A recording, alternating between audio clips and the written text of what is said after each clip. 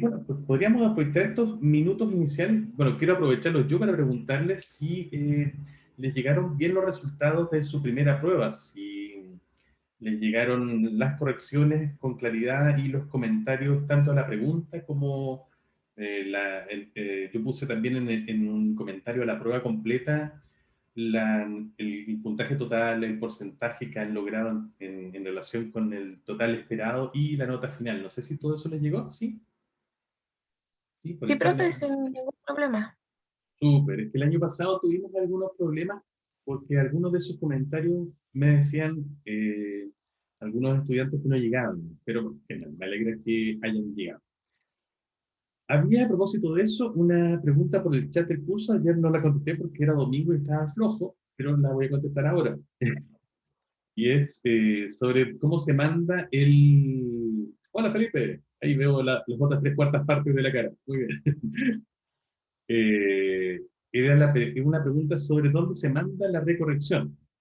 La verdad es que me pilló un poco sin respuesta, ahora que la pienso bien, porque no lo habíamos, no había abierto yo el buzón de tareas, que es donde quiero que la envíen. Bueno, me expresé muy mal, quiero decir, va a haber un buzón de tareas abierto, ¿no? Lo voy a abrir, bueno, lo voy a abrir ahora después de la clase en Canvas, ¿no? Va a estar en los módulos a partir, te digo, a continuación del listado de clases grabadas, que habitualmente es el material que vamos teniendo ahí. Va a haber un buzón de tareas, ¿no? Que va a cerrarse este día miércoles. Que es, habíamos dicho, ¿se acuerdan? Que iban a tener ese periodo, ¿no? Un periodo de 2 clases para poder entregar esa recorrección. Entonces, les voy a pedir que hasta el miércoles al mediodía puedan entregar esa recorrección en el buzón de tareas. ¿Ya? Y yo lo voy a abrir ahora después de la clase.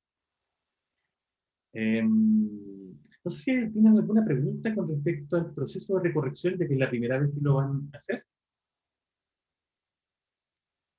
antes de retomar nuestro punto. Yo sí al menos. Carla, No entiendo Carla, no entiendo muy bien cómo hacerlo. O sea, si hacerlo como en un formato Word o algo por el estilo para subirlo. perfecto. Es en el formato en que tienen que dar la respuesta. Ujú, sí. Perfecto. Bueno, primero, Carla, felicitaciones por la foto de perfil, porque sale muy majestuosa y no todos lo logramos, ¿no? Además, es claramente muy espontánea, ¿no? Fue en un momento te pillan desprevenida, ¿no? Seguramente. Jugando con, jugando con tu mascota, ¿no? La serpiente. Ahí, ya. Bueno, sí, hay que subirla en un formato de procesador de texto, ya sea Word o Pages, ODT o el que ustedes prefieran, o en PDF también. En todas esas puedo hacer comentarios al margen, así que en cualquier formato ya de procesador de texto o de PDF me sirve. Ya, genial. Muchas gracias, profe. Un placer. Sofía pregunta si no se requiere poner la pregunta en cuestión. Eh, ah, no me acuerdo si en el programa. Bueno, sí, les agradecería que copiaran el enunciado de la pregunta para no tener que estar todo el tiempo yendo al modelo, ¿no? Para así lo tengo de inmediato. Pero si se lo olvida no pasa nada, pero mejor se lo ponen.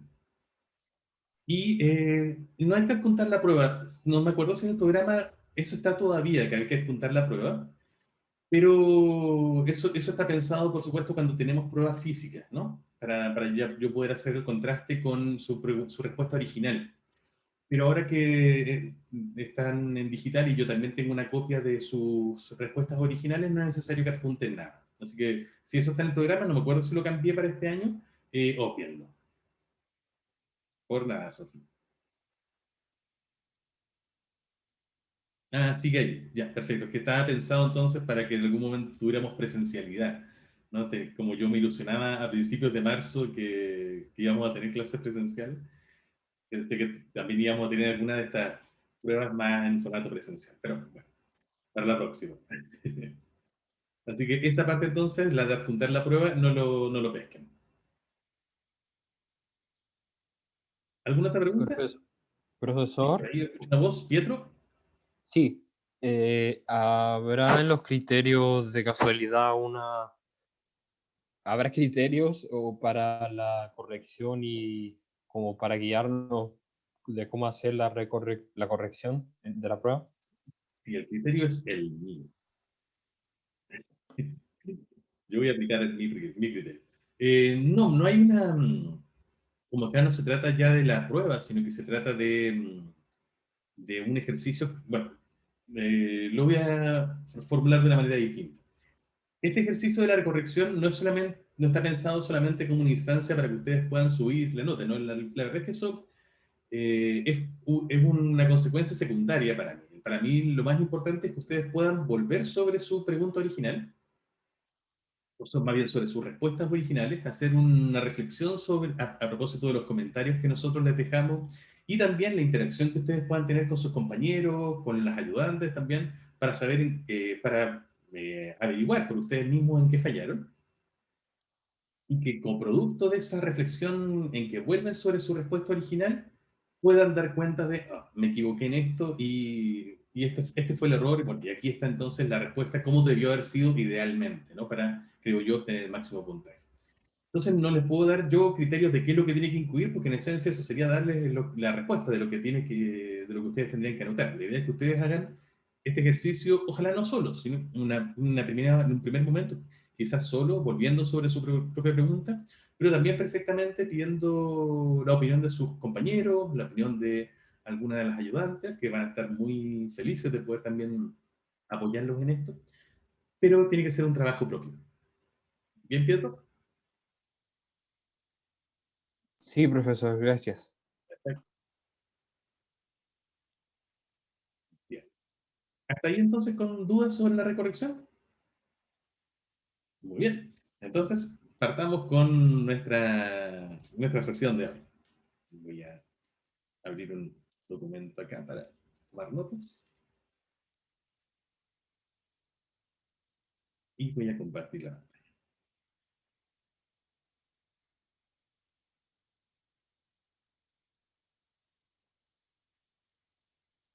Excelente. Muy bien. En las clases anteriores hemos estado trabajando con el tema de las categorías. Uy, perdón, salió Voy a sacar los chats. De las categorías gramaticales, ¿cierto? Es lo que hemos estado trabajando en estas últimas semanas, en estas últimas sesiones. Eh, Partimos, de hecho, esta reflexión viendo que las categorías gramaticales son un tema difícil, un tema espinoso, no para nosotros, no nosotros como estudiantes, sino que un tema que ha sido difícil en la historia de la gramática, porque no nos hemos puesto de acuerdo los gramáticos en cuáles son las categorías realmente con las que vamos a trabajar, ni cuántas son. De hecho, eso es un conflicto hasta el día de hoy. Ni, quizás lo más importante, cómo llegamos a definirlas, cómo llegamos a distinguir cuándo una palabra pertenece a una categoría o cuándo pertenece a otra. Todos esos son conflictos que efectivamente existen hasta la actualidad. No hay un consenso, no hay un punto en común entre todos los lingüistas sobre este punto crucial. La primera pregunta que nos hicimos entonces a propósito de este conflicto es que si había tantos problemas con respecto a las categorías gramaticales, sobre cuántas son, cuáles son sus límites, si podíamos quizás prescindir de ellas, ¿no? Y trabajar en gramática sin hacer alusión a temas tales como justamente las categorías gramaticales, ¿no? Las clases gramaticales o clases de palabras. Y la respuesta que nos dimos fue a propósito del primer ejercicio que hicimos. Si la gramática en esencia consiste en formular reglas que den cuenta de cómo formamos expresiones, oraciones, los hablantes, ¿qué pasaba si eliminábamos las categorías gramaticales y tratábamos de dar cuenta de un conjunto de oraciones posibles en el castellano, en nuestra lengua? Y bueno, con ese ejercicio nos dimos cuenta de que si bien es posible, por supuesto, dar cuenta de algunas, si quisiéramos hacer eso para todas las expresiones que son posibles, la verdad es que es completamente una tarea útil, una tarea justamente imposible, porque necesitaríamos tantas reglas como oraciones posibles de crear existen, y eso es imposible porque bueno, las oraciones son infinitas, y necesitaríamos entonces una infinita capacidad de memoria, ¿no? Para almacenar cada una de esas reglas. Entonces nos dimos cuenta a propósito de ese ejercicio, que ustedes recordarán con mucho cariño, que que la noción de categoría gramatical es una especie de mal necesario, ¿no? No solamente porque le es útil al científico, al gramático, para poder describir de la mejor manera posible una lengua, en este caso el castellano, no solamente porque permite establecer generalizaciones, lo que es propio de la labor científica, no solamente porque permite también hacer predicciones, ¿no? Entonces, si yo tengo esta regla, todas estas oraciones van a ser posibles. O sea, no solamente desde un punto de vista metodológico, que todo eso es cierto, sino además porque parece ser que los seres humanos actuamos así. Tenemos en nuestro conjunto de reglas que están almacenadas en nuestra mente, que nos permiten producir justamente oraciones como las que yo estoy produciendo ahora, esas reglas dan cuenta de algo parecido a categorías gramaticales, porque no podrían operar directamente sobre las palabras, ¿no? Por la imposibilidad de la que ya hemos hablado.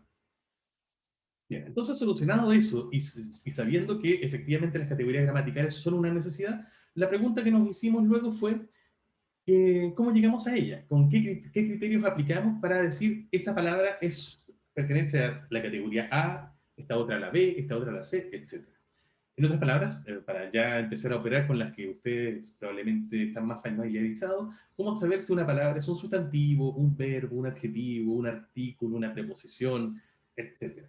¿No? ¿Qué criterios usar? Y el primer criterio al que dimos una revisión fue el criterio semántico. ¿Se acuerdan en qué consistía el criterio semántico? ¿Qué perspectiva tomaba para definir las clases gramaticales? Lo relacionaba como con un significado. Por ejemplo, es No, continúa bien. sustantivo, cosa, verbo, acción, adjetivo con una cualidad, pero luego de eso se caía un poco. Exacto. Benjamín lo ha dicho muy bien, ¿no? El criterio semántico tiene como base la igualación de una categoría lingüística, en este caso una clase de palabras, con una categoría de la realidad, ¿no? Y como muy bien nos recordaba Benjamín, ahí se establecen igualdades tales como los sustantivos representan o equivalen a cosas, los verbos dan cuenta de acciones, los adjetivos expresan cualidades, etc. Que como decíamos tiene la ventaja de que es bien intuitivo, es como un criterio de Wata, ¿no? Es como lo primero que se nos sale cuando pensamos justamente en estas cosas. Yo les contaba de mi anécdota en la enseñanza básica, ¿no? Allá por la prehistoria, cuando la lengua castellana aún estaba en sus gérmenes, y les contaba que a mí me hacían hacer justamente análisis sintáctico, en vez de poner las categorías gramaticales debajo en una oración, debajo de una palabra, yo ponía directamente, en vez de sustantivo, cosa, en vez de verbo, acción, en vez de adjetivo, cualidad, etc. Y me acuerdo muy bien de eso. Porque justamente para un niño de 7, 8 años, eso seguramente es mucho más intuitivo que un nombre más abstracto, como sustantivo, verbo, etc. Pero como muy bien apunta Benjamín, este criterio muy rápidamente empieza a mostrar sus debilidades.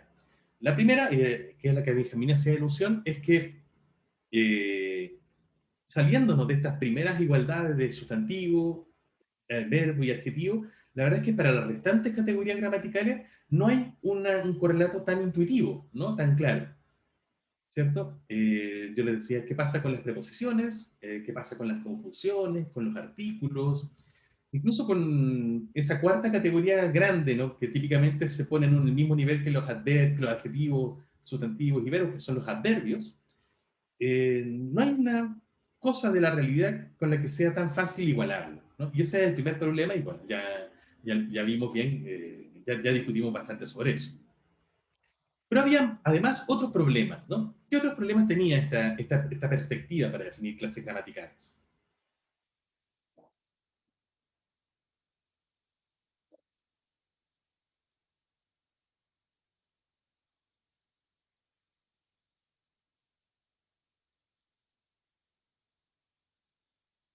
Creo que se cayó Zoom. No están ahí todavía. Constanza al menos se mueve. Chicos, ¿qué otra debilidad tenía este criterio? Que las definiciones son como muy amplias. Muy bien, Constanza, ¿cierto? El mismo problema de la definición. ¿cierto? Que si tratamos de definir una categoría gramatical, supongan ustedes el verbo, gracias, hay mucha gente le empezó a poner también, pero se aprovecharon del valor de Constanza, de la valentía de Constanza. Bueno, claro, un primer problema justamente está en la vaguedad, ¿cierto? La amplitud de la definición. Si no sabemos qué es un sustantivo, menos aún sabemos qué es una cosa, ¿no? El más vago todavía es eso. Lo mismo con acción, ¿no? Lo mismo con cualidad. Entonces, un primer problema que ya es casi un problema, podríamos decir un problema filosófico, ¿no? Como, ¿cómo se llama esto? Ay, se me olvidó el nombre de la disciplina, de la rama de la filosofía que se dedica a la ciencia. ¿Alguien me ayuda ahí? Ah, ya me voy a acordar. Bueno, un problema, digamos, filosófico, científico, es que no podemos definir algo si el elemento que nos sirve para definir es aún más vago que lo que estamos tratando de definir, ¿no? Eso simplemente nos lleva a perdernos más todavía. Así que bueno, ahí tenemos un segundo problema. La epistemología, muchas gracias, Francisco. Efectivamente, es un problema epistémico. A propósito, ¿conocen al grupo argentino Le Luthier? ¿Alguno de ustedes lo han escuchado? ¿Conocen la cumbia epistemológica? ¿No?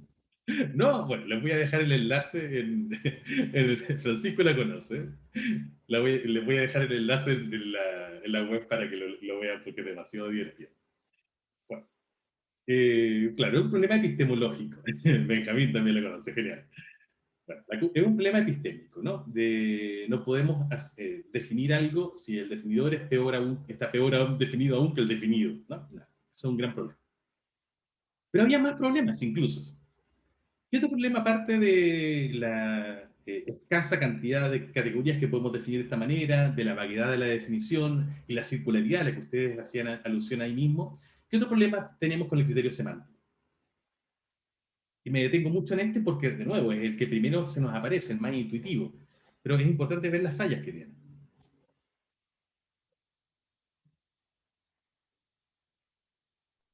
Que puedo tomar la realidad y expresarla con sustantivos, verbos, etcétera. Por ejemplo, decir Muy bien. luneció o Exacto. cosas así, Sí. raras. Súper bien, claro. Que no siempre, y de hecho más bien muy frecuente, que este correlato de la categoría gramatical X, por ejemplo, tú das el ejemplo del sustantivo, con, por ejemplo, una cosa del mundo, no siempre esa correlación es real. No siempre, bueno, funciona para los dos lados. Por ejemplo, ya es muy claro, y tenía mucho que ver con la crítica que hacíamos recién, que los sustantivos no siempre representan cosas. Bueno, un problema, ya sabemos que no sabemos muy bien qué es una cosa. Pero aún así, y si hacemos el esfuerzo de definir el sustantivo como un objeto, decíamos el otro día, corpuscular, ¿no? Que tiene una especie de espacio, que ocupa un espacio en el mundo, que es aprehensible por los sentidos, la verdad es que hay muy pocos sustantivos en realidad que responden bien a esa definición. Decíamos, por ejemplo, una piedra podría responder bien a esa definición. Y decir entonces, claro, esto corresponde realmente a un objeto del mundo. No sé, una casa. Ya, perfecto. Yo puedo apreciarla, puedo tocarla, etc. Pero muy de a poquito, ¿no? Apenas extendemos, nos salimos un poco de estas palabras prototípicas, muy rápidamente nos vamos dando cuenta de que hay muchas palabras que han sido tradicionalmente vistas como sustantivos, y probablemente yo también voy a estar de acuerdo que son sustantivos, pero que no tienen un correlato que ocupe un lugar en el espacio, que sea aprehensible por los sentidos, etc. ¿Juan Pablo? Sí, profe, es que usted me dijo que le recordara sobre la canción de Arjona, de Jesús verbo no sustantivo. ¿Verdad? ¿Conocen esa canción? Que habla de la tía Carlota que le robaba las pelotas. ¿Sí? ¿La conocen? O solamente Juan Pablo y yo conocemos la canción. Ah, ya. Bueno, esta canción se llama Jesús es verbo no sustantivo y justamente hace alusión a la idea. Es muy mala, sí. En general las canciones de Arjona son muy malas. Perdón. Pero imagino que acá hay una coincidencia más o menos en eso. Eh, Claro, la letra de esa canción hace justamente alusión a este criterio intuitivo de las categorías gramaticales, ¿no? la idea es que Jesús, si es un sustantivo, se ve como algo estático, ¿no? Como las cosas se aprecian estáticas, ¿no? En cambio, si es un verbo, implica la idea de acción, ¿no? No solamente de ser algo, sino de actuar en consecuencia. Bueno, esa es como la idea, me imagino, que hay en el fondo de ese enunciado y que, claro, está en consonancia con esta idea intuitiva, ¿no? Semántica de las categorías gramaticales. ¿Catalina? Si nos viene a decir que la canción es muy mala, estamos de acuerdo.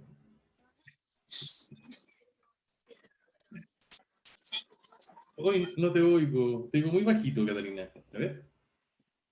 ¿De nuevo?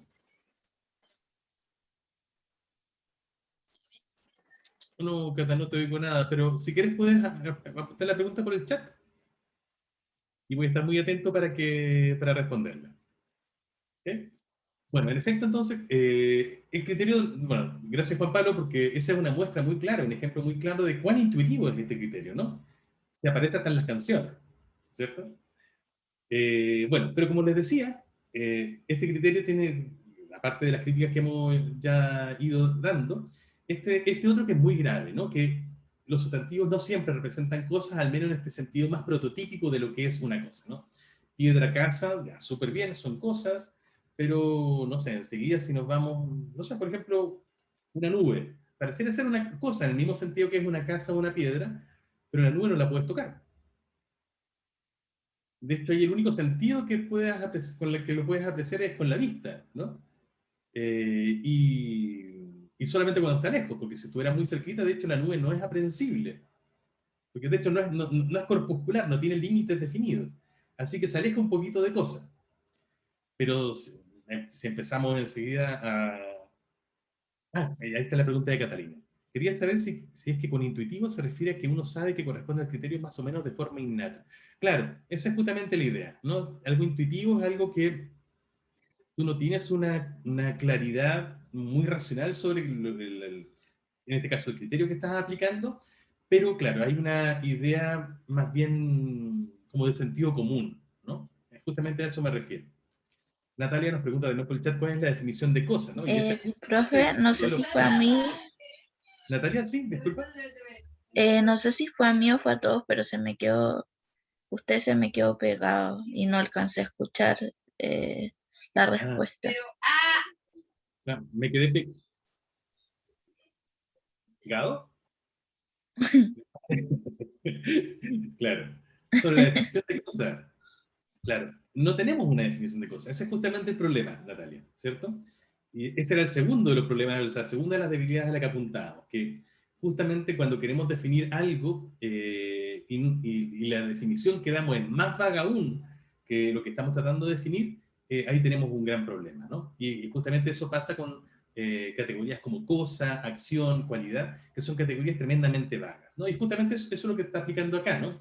Si incluso todos nos ponemos de acuerdo en una definición de cosa, que sea, por ejemplo, objeto sólido del mundo, claro, aplica bien para piedra, para casa, para nube ya menos, para frío menos todavía, pero es un sustantivo, para, no sé, amor, odio, son sustantivos y claramente no son cosas, al menos no en el sentido en que lo es una piedra, de nuevo, ¿cierto? Incluso la palabra sensación es más abstracta todavía. Bueno, de hecho, la mayor parte de los sustantivos, de las palabras que se catalogan como sustantivos, no corresponden bien a la definición de cosa, ¿no? Esta definición de nuevo intuitiva, de sentido común, innata o de wata, ¿no? De lo que es una cosa.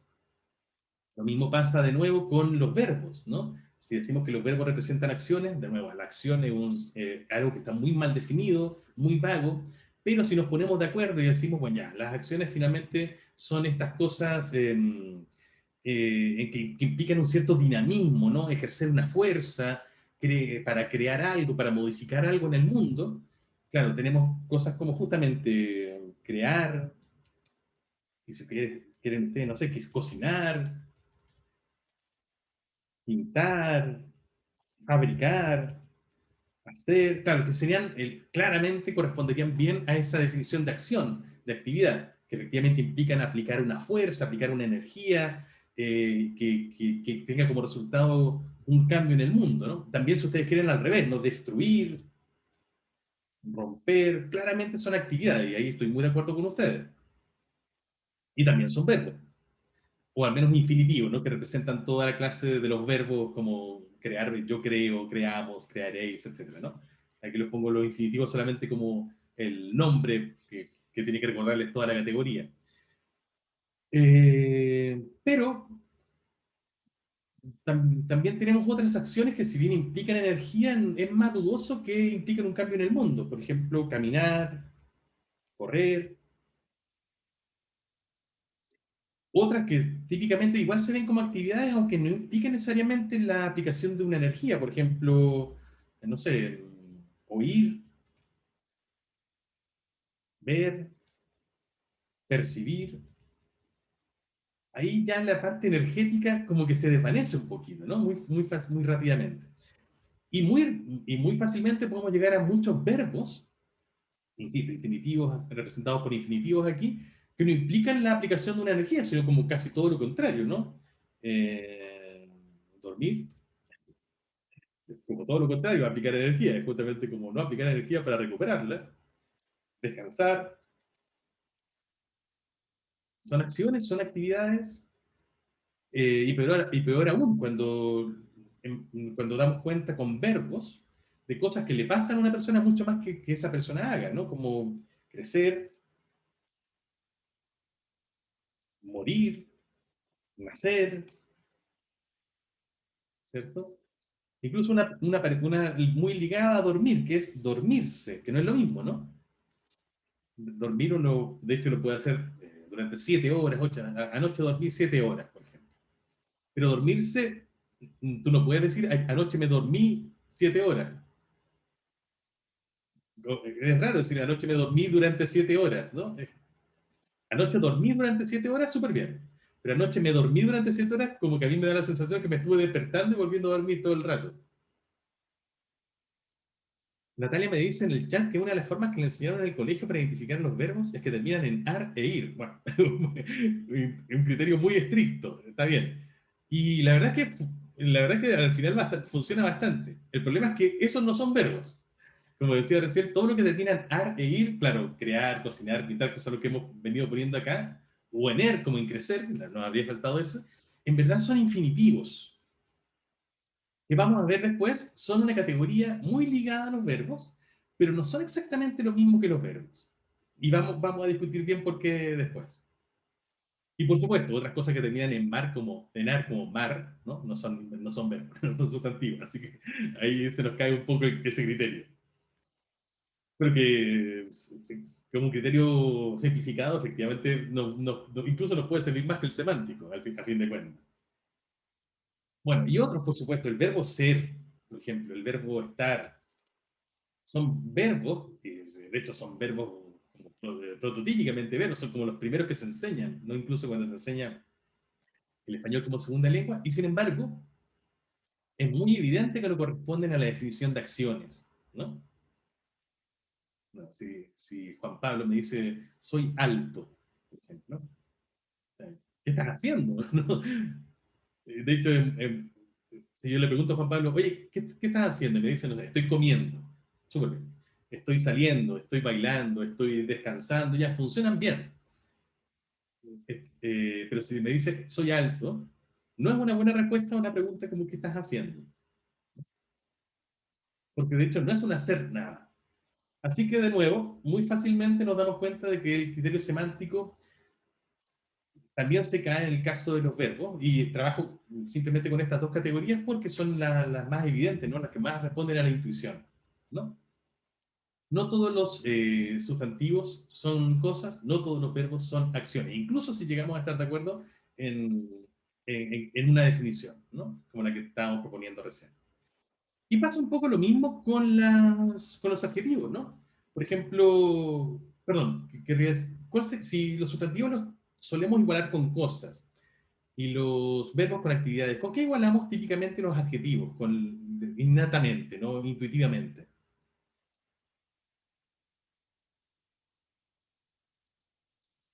Probablemente La respuesta ahí que primero se nos aparezca es que lo igualamos con las cualidades, ¿no?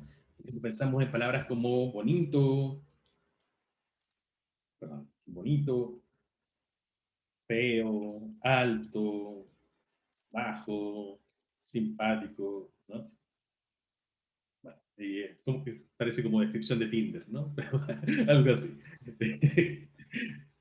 Bueno, sería un poco contradictoria para descripción de Tinder y poco llamativa, pero es lo que son términos que típicamente podríamos encontrar, me imagino.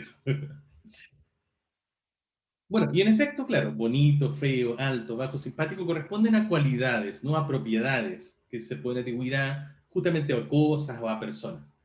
Pero también hay otras palabras que típicamente se han definido, se han categorizado como, como adjetivos, perdón, y que sin embargo no son tan claramente cualidades. Por ejemplo, si yo digo jurídico, ese es un adjetivo, en efecto. Y sin embargo no corresponde exactamente a la cualidad. Entonces, si yo tengo un, no sé, un libro jurídico, ¿cierto? Una ciencia jurídica, eso funciona como un adjetivo, de hecho, pero lo de cualidad ahí no es tan claro, al menos no es una cualidad en el mismo sentido de bonito, feo, alto, simpático, ¿no? O las nacionalidades, por ejemplo, si yo les digo brasileño, claramente eso es un adjetivo, de hecho, es de esos adjetivos que se llaman gentilicios, que hasta un nombre del tipo de adjetivos de los que son. Sin embargo, ¿es una cualidad en el mismo sentido de bonito, feo, etcétera? Entonces, de nuevo, también se nos cae un poco quizás un poco menos acá, ¿no? No es tan flagrante, ¿no? Como en el caso de los verbos y los sustantivos, pero tampoco la definición misma de cualidad, que también es muy vaga, coincido con ustedes en eso, tampoco se aplica bien a todos los adjetivos. Y hay un problema más grave todavía. Si es que todo esto que hemos venido describiendo no fuera suficiente, y es que al revés tampoco funciona. De hecho, nosotros vimos la clase pasada un ejemplo de un video, ¿se acuerdan?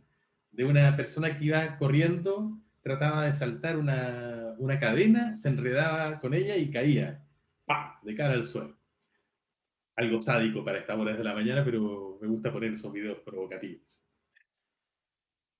Y claro, eso, si nosotros necesitáramos nos pidieran ya, igualalo a alguna de estas categorías semánticas de las que hemos venido hablando, la de cosa, la de acción, la de cualidad, claro, a ninguna le viene tan bien, pero quizás probablemente a la que más se asemejaría sería a la de acción, a la de actividad, ¿no? Pensando sobre todo en que ahí pasa algo en el mundo, ocurre algo en el mundo. Es más que una cosa, más que una cualidad. Y claro, y ahí algunos de ustedes me decían, bueno, el verbo que mejor describiría eso sería caerse. Sin embargo, yo les decía, bueno, y si yo quiero titular este video y guardarlo en mi computador, probablemente no le pondré como título caerse, sino que como yo lo tenía, de hecho, era la caída. Y ahí nos damos cuenta de que algo que en el mundo corresponde, digamos, a una actividad, o mejor aún dicho, a un evento, algo que sucede en el mundo, no siempre se verbaliza, no siempre se tiene necesariamente que expresar con esta categoría a la que intuitivamente asociamos las actividades o los eventos, ¿no? Entonces ahí hay algo que ocurre en el mundo, que es que una persona se cae, yo puedo elegir si lo expreso como un verbo, la niña se cayó, ahí está como un verbo, o lo verbalizo, lo expreso como un sustantivo, ¿no? La caída de esa niña. Y eso depende más bien de lo que yo quiera hacer con esas palabras, de cómo quiero usarlas, mucho más que de esa relación intuitiva, ¿no? Como si fuera necesaria esa relación entre el verbo y el evento. Y muchas cosas, ¿no? Por ejemplo, si pensamos en palabras como, por ejemplo, la palabra incendio. La palabra incendio es un sustantivo. Si lo buscan en el diccionario va a aparecer, ¿no? Antes de la definición, la categoría gramatical, sustantivo. Y sin embargo, si uno piensa en un incendio, eso se parece mucho más a una actividad que a una cosa. ¿Cierto? Porque no es una cosa, no está fijan, no tienen, es más bien algo que sucede en el mundo, ¿no? Cuando decimos que hubo un incendio, en realidad lo que estamos pensando es que algo se quemó. Claro, y tenemos el verbo quemarse, ¿no? Y efectivamente lo podemos indicar de esa manera. De hecho, yo puedo decir, no sé, el fin de semana mi auto se quemó, por ejemplo. Relatando una tragedia, al seguro. Pero también puedo perfectamente dar cuenta de eso que pasó en el mundo, hablando de, bueno, el incendio de mi auto, ¿cierto? O hace 10 años, Valparaíso se quemó una cuarta parte de Valparaíso. ¿Se acuerdan de un incendio muy grande que hubo ahí? También puedo decir, este año se cumplen 10 años del incendio de Valparaíso, ¿no? O, ya que estamos en esa, terremoto. Un terremoto no es una cosa del mundo, ¿no? De hecho, ahí sí que es muy raro, si la definiéramos como cosa, a pesar de que es un sustantivo, ¿dónde está? ¿Cómo lo veo? ¿Lo agarro? No, no tengo forma de tratarlo como una cosa, como podría tratar, no sé, mi teclado, ¿no? No es una cosa.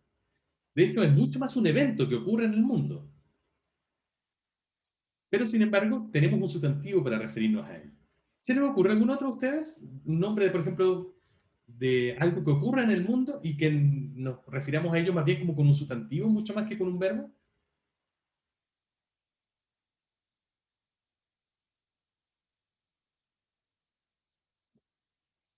No es difícil en realidad. De hecho, piensen en casi cualquier actividad o cosa que ocurra en el mundo y es muy probable que podamos hacer esto mismo. Guerra, Perdón, Benjamín. guerra, Guerra, qué bueno. Qué bueno. Eso claramente es un sustantivo, ¿no? De hecho, se busca en el diccionario de nuevo, va a aparecer como sustantivo.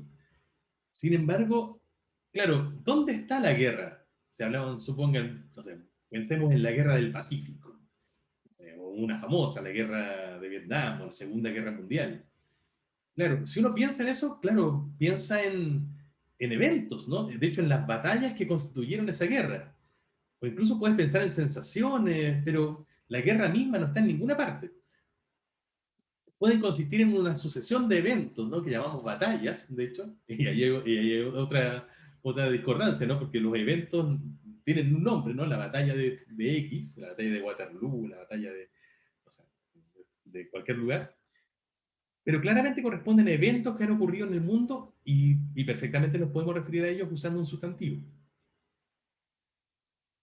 ¿No? Otro menos trágico, ¿no? Siesta, por poner un ejemplo, ¿no? Si hacemos referencia a la siesta de una persona, claramente lo que estamos haciendo alusión es algo que esa persona, a un evento que está ocurriendo en el mundo.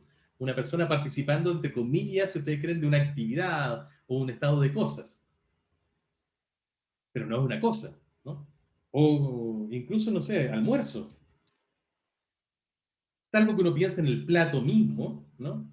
Si uno piensa en el evento, ¿no? De sentarse a la mesa con otras personas y compartir esa comida, eso también es un evento que ocurre en el mundo, ¿no? Silvia, me diste en el chat coma. No sé si te refieres a la Sí, coma como signo de como, puntuación, Silvia. no, el estado de coma. Qué interesante. Ya, el coma así como un estado médico, ¿no? Como una persona que no recupera la conciencia. ¿A eso te refieres? Exacto. Ya. Claro, tienes toda la razón. A eso nos referimos a eso como está en coma, hablamos ¿cómo se llama? ¿De una coma o un coma? Un coma, ¿no? En ese caso. Ahí lo diferenciaríamos del signo de puntuación. Eh, pero claramente no corresponde a una cosa, ¿no? Corresponde justamente, como nos dice Silvia, a un estado, una situación en la que una persona se encuentra.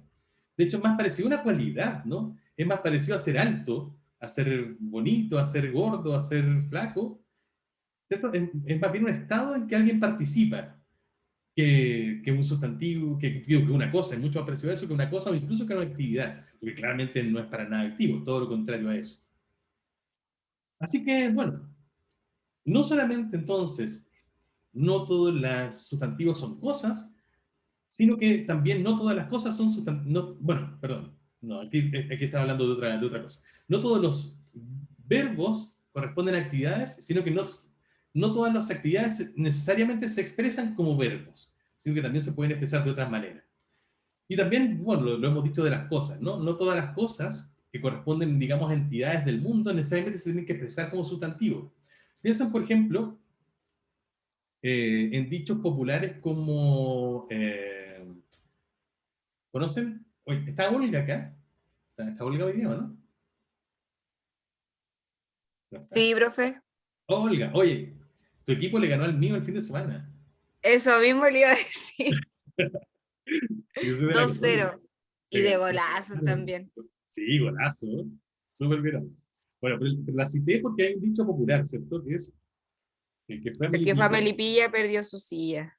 los clásicos, ¿no? Y el que llegó de las mechas lo sacó. Ya, me sirve tanto el original como su continuación, ¿no? El que llegó de las mechas, lo sacó. Perfecto. ¿Por qué me sirven estos dichos? Y gracias, Olga, por su colaboración. Porque fíjense que en estas dos partes de este dicho hay alusión a alguien. Que en el primer caso es el que pierde la silla, ¿no? Digamos, el que pierde la oportunidad. ¿Dónde está expresado ese alguien? ¿Quién es el que pierde la silla?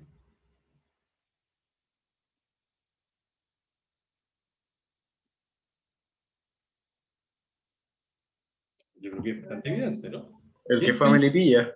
Exacto, Felipe, ¿cierto? El que fue a Melipilla nos sirve para referirnos a una persona, ¿cierto? Que metafóricamente pierde una ocasión. Entonces, toda esta expresión, el que fue a Melipilla, que puse aquí entre corchetes, nos sirve para referirnos a una persona. Extendiendo un poco la idea de persona, de cosa, ¿no? Y que incluya a las personas, ¿no? Pero eso no es un sustantivo, ¿no? El que fue a Melipilla, de hecho tiene 1, 2, 3, 4, 5 palabras, en esta de nuevo definición intuitiva de palabra, y ninguna, salvo la última, ¿no? Es un sustantivo. Él es un artículo que es lo que llamamos un relativo, fue es un verbo, a es una preposición, y Melipilla, de hecho, eso sí es un sustantivo propio. Pero claramente hace alusión a la localidad y no a la persona, ¿no? De la que estamos hablando. Y peor aún, el que llegó de las mechas lo sacó, al que Olga nos hacía alusión, ¿cierto? En que esto es el que está aludiendo a una persona, de hecho, a una persona completamente distinta. Y acá ninguna de estas palabras es un sustantivo, y sin embargo la expresión por completo hace referencia a una cosa, ¿no? A una persona en el mundo en este caso. ¿Por qué les muestro este ejemplo? Porque un ejemplo como este nos permite ver que a las cosas que hay en el mundo, en este caso a personas, yo también me puedo referir sin sustantivos, sin usar sustantivos. Entonces tampoco hay un correlato ahí entre la cosa y el sustantivo. No es una relación de uno a uno, no hay una relación de igualdad. Bueno, no voy a insistir mucho en esto, ¿no? Pero es muy evidente entonces, bueno, ya he insistido mucho, así que no voy a insistir mucho más, en que el criterio semántico se nos cae a pedazos, ¿no? Por todos lados, apenas empezamos a indagar un poquito en él. Una última cosa nada más, haciendo alusión a algo que ya veníamos conversando. Esa palabra, si ya la pongo ahí, baile. ¿A qué categoría gramatical pertenece? De estas que hemos venido intuitivamente hablando. Sustantivo, verbo, adjetivo, adverbio. ¿Qué creen ustedes que es baile?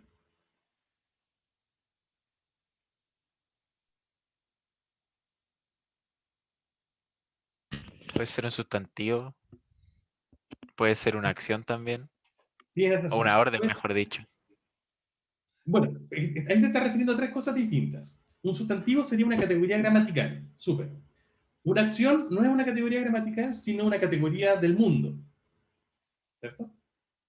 Y una orden no es ni una categoría gramatical ni una categoría del mundo, sino que es lo que llamamos en lingüística un acto de habla. Algo que yo hago cuando hablo. Porque cuando hablo puedo usarlo para comunicar una noticia, también puedo usar el lenguaje para expresar dolor, por ejemplo, cuando me martillo un dedo, ¡ay! ¿Cierto?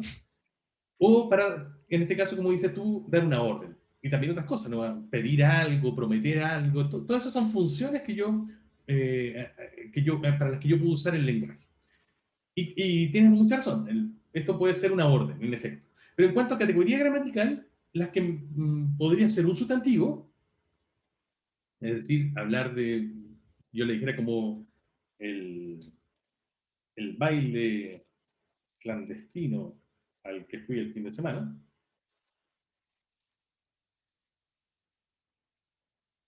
¿cierto? O puede ser un verbo, ¿no? Por ejemplo, en la orden, usted baile.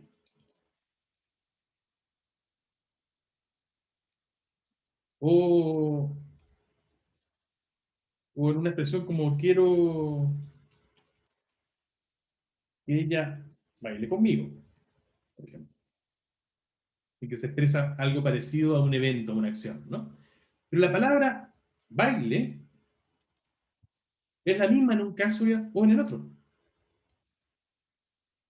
Es decir, si tomamos la palabra aislada, una palabra como esta, y hay muchas que funcionan así, la verdad es que no pertenece ni a una categoría ni a otra, sino como que funciona en algunos casos como un sustantivo y otras veces funciona como un verbo. Y esto va a ser esencial para algo de lo que vamos a hablar en un ratito más. Por el chat, Romina me pregunta... No, perdón, no era Romina. A ver, Romina, sí, Romina tenía una pregunta al principio. Dice, en una tocata o un recital no pasa en el mundo así como un terremoto, pero igual sucede y no se puede tratar como... Súper, Romina, tienes toda la razón, claro. Una tocata, por ejemplo, es un sustantivo, un recital es un sustantivo, y de nuevo, claramente no son cosas, no en el sentido de que es cosa una piedra, ¿no? Es mucho más parecido, ¿no?, a un evento, a algo que ocurre en el mundo. De hecho, nos referimos a ellos como eventos, justamente, porque son cosas que suceden.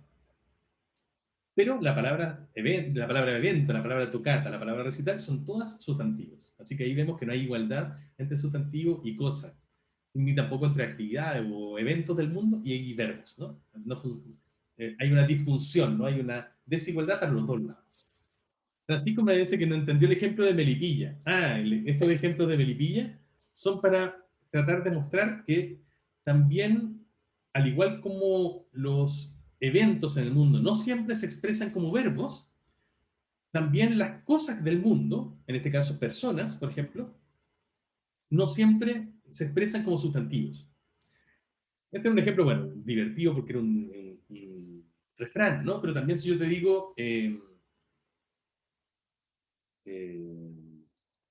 quiero lo que vi ayer. Ahí esa expresión, lo que vi ayer, claro, es un poco vaga, pero alude a un objeto del mundo. Puede corresponder, por ejemplo, no sé, a una cartera, a un auto, si es que se me quemó el mío, ¿se acuerdan? O sea, a un pantalón, a un velador, no sé, lo que quieran. Cualquier objeto en el mundo, en realidad, podría corresponder bien a lo que vi ayer. Entonces, al igual como en el que fue a Melipilla o el que llegó, me sirven, son expresiones que no son sustantivos, pero sirven para expresar, referirme a una persona. Lo que vi ayer tampoco es un sustantivo, de hecho aquí no hay ninguna palabra, ni lo, ni qué, ni vi, ni ayer, ninguno de ellos es un sustantivo, y sin embargo la expresión por completo me sirve para referirme a una cosa en el mundo. Entonces, el ejemplo de Melipilla, o ¿no? Uno parecido, es para mostrar también que no necesariamente las cosas del mundo, los objetos del mundo, se tienen que necesariamente expresar como sustantivos. Entonces tampoco allí hay una igualdad. ¿Bien, Francisco? Sí, muchas gracias. Un placer. Bueno, ya. Nada más con el criterio semántico, porque después me van a acusar de barrero y que no me gusta para nada. Ya le estoy dando demasiado como que... Bueno, si no aplicamos el criterio semántico, entonces, ¿qué es este criterio intuitivo? ¿De dónde nos agarramos para definir clases gramaticales? El segundo gran criterio que se ha propuesto históricamente es dividir las clases gramaticales entre clases abiertas y clases cerradas. Aquí la idea es que una palabra pertenece a una categoría abierta si es que esa categoría puede recibir más miembros en su clase y puede también ir perdiendo miembros de su categoría. Aclaro esto. Por ejemplo, el sustantivo, en este sentido, los sustantivos serían una categoría abierta porque continuamente estamos creando nuevos sustantivos y continuamente vamos perdiendo sustantivos. De hecho, si alguien nos preguntara cuántos sustantivos hay en español, la verdad es que es una pregunta muy difícil de responder. Yo no tengo idea. Ni siquiera tengo una idea aproximada. Pero incluso un lexicólogo, ¿no? Una persona que trabaja con, con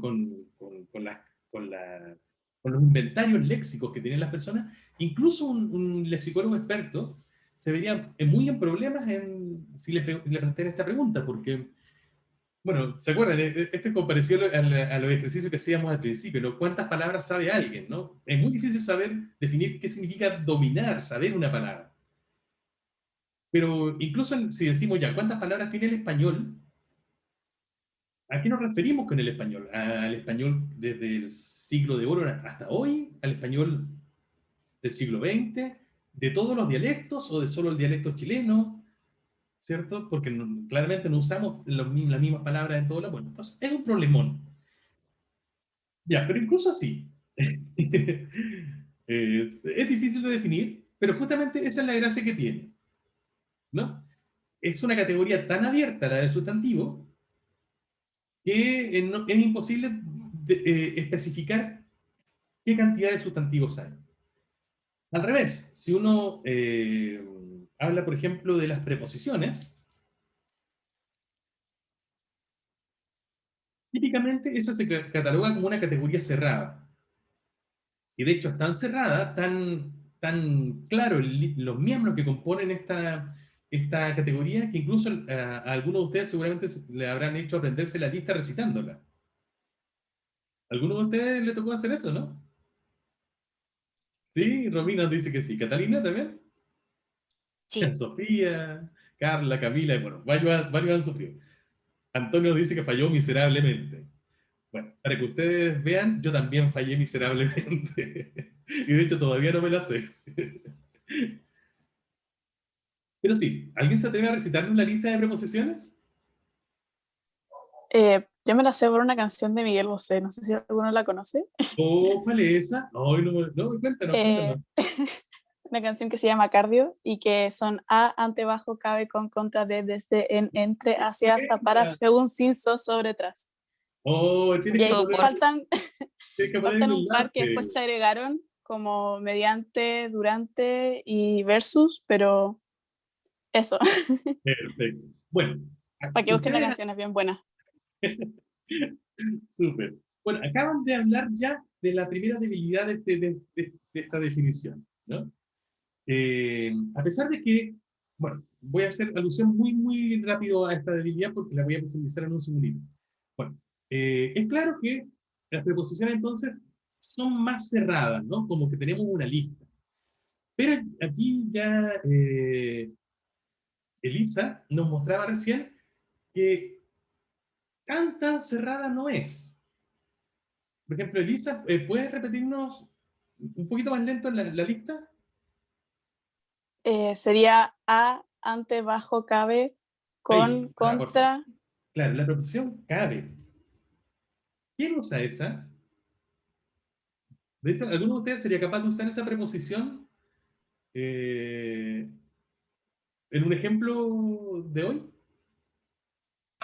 Cabe considerar que No, de hecho ese es el verbo caber. esa no es. Ese es el verbo caber. De hecho, lo podemos comprobar porque si lo ponemos en pasado o por ejemplo, en condicional, yo diría cabría considerar. En pasado, cupo considerar, cabrá considerar en futuro. Entonces se conjuga como un verbo, ¿no? Como salir, caminar, etc. Tiene tiempo.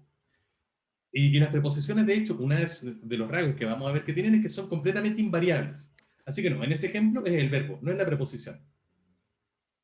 No cabe duda, lo mismo, ¿no? No cabrá duda, no cabría duda. También es el mismo verbo, caber. Que metafóricamente se usa como no ocupa un espacio, ¿no? Es una metáfora ahí. ¿Se le ocurre un ejemplo de la preposición cabe? ¿Cómo se tiene que usar? Como preposición. Ah, ¿No? Bueno, ese es el problema, ¿no? Es que esa preposición, de hecho, está perdida. Es una preposición que es arcaica, ¿no? Se usaba en algunos otros momentos de la historia del español, en otros dialectos históricos, pero actualmente claramente no existe. ¿Les doy un ejemplo yo? Bueno, se supone que cabe significa algo así como al lado de, junto a, lo usaríamos hoy, ¿no? Entonces podríamos decir, no sé, el gato cabe la mesa. Si yo dijera algo así, significa el gato que está el gato al lado de la mesa, el gato junto a la mesa. El ejemplo de Benjamín en el chat, cabe recalcar, de nuevo es el verbo caber. Así que, como ven, una preposición como cabe, que a nosotros nos resulta completamente extraña, es porque, de hecho, se perdió del español, a pesar de que Miguel Bosé lo sigue incluyendo en su lista, ¿no? Y que Elisa se lo haya aprendido así. Y no es la única, ¿no? Por ejemplo, si Elisa sigue en su recitado, Elisa, por favor, ayúdame. Ante, bajo, cabe, luego, Cabe con, contra, sí, de, desde, en, entre, súper, hacia, ¿cuál más? hasta, para, por, según, sin, so, sobre, tras. Ahí agregan Ahí el está, so como en ahí una está la parte, otra, ¿cierto? sí, Ahí está la otra, el soy que so. no se usa. Ahí está la otra que no se usa, tienes toda la razón. Rara, po. ¿Quién usa so hoy en día? ¿La han visto en algún lado? ¿La han oído? ¿La han dicho? No creo, pero ¿la han oído? a veces en algunos textos la ponen como, Claro, el texto más no antiguo sé, sobre todo, ¿cierto, Catalina? Es sí, el único lugar donde la encontraríamos. eso, Claro, so pena. exacto, sí, tienes toda la razón. De hecho, tienes razón. Ese es el único uso actual que todavía tiene, y además, claro, un uso jurídico, un uso como en las leyes, donde hay muchos arcaísmos. So, pena, no sé, de destierro. Claro, de hecho, so significa bajo. Es equivalente al significado de la preposición bajo, ¿no? Y, de destierro, perdón. Y el único uso actual que tenemos es uno como este. Pero antiguamente, ¿no? Como dice Francisco de Poema Viejito, ¿no? Uno podía usar, no sé, por ejemplo, bajo un árbol, y uno decía, no sé, so el álamo. O incluso so la mesa, bajo la mesa, debajo de la mesa. Pero claramente el hecho de que estas cosas ya no se usen nos muestra que la clase de las preposiciones no es tan cerrada en realidad como en principio nos gustaría creer. Así que ya tenemos una primera debilidad, ¿no? de esta clasificación, de las clases abiertas contra las cerradas. Las cerradas no son tan cerradas. Y Elisa también, ya cuando nos empezó a recitar, también nos dijiste algo como, creo que fuiste tú, Elisa, que también se habían agregado algunas, y era la misma canción de Miguel Bosé. Sí, es que la canción de Miguel Bosé es del 2009 y después me Ya, aprendí las preposiciones años después. Entonces, cuando estaba en el colegio, nos enseñaban la lista y agregaban las preposiciones durante, mediante y versus, así es. que no están en la canción. No están en la canción, claro, porque son preposiciones que han como surgido en el último tiempo. Durante, mediante, versus, incluso vía. Cuando uno dice, por ejemplo, un vuelo a Madrid vía Colombia, por ejemplo, es quiere decir algo así como pasando por. Claro, todas estas se han planteado como preposiciones que han ido a sumarse a este paradigma, a esta lista de preposiciones más modernamente. Entonces es claro, ¿no? Que si uno trata de dividir las categorías gramaticales, indicando que hay clases que son abiertas, como los sustantivos, ¿no? Porque estamos creando sustantivos continuamente y estamos perdiendo sustantivos. Y otras que son cerradas, como la preposición, porque son una lista justamente cerrada, ¿no? Tengo un número definido. La verdad es que, si bien, claro, las preposiciones son más cerradas que los sustantivos, o la clase de la preposición es más cerrada que la clase de los sustantivos, no es completamente cerrada, ¿no? Las preposiciones han recibido nuevos miembros y han perdido algunos, como Elisa nos ha ejemplificado muy bien. Otro ejemplo de categoría cerrada han sido los pronombres personales. Pero este también es un muy buen ejemplo de cómo esta definición de cerrado es también inestable, ¿no? ¿Cuáles son los pronombres personales? Yo, tú, él, nosotros.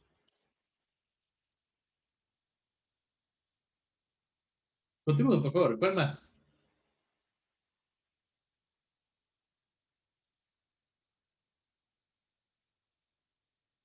Vosotros.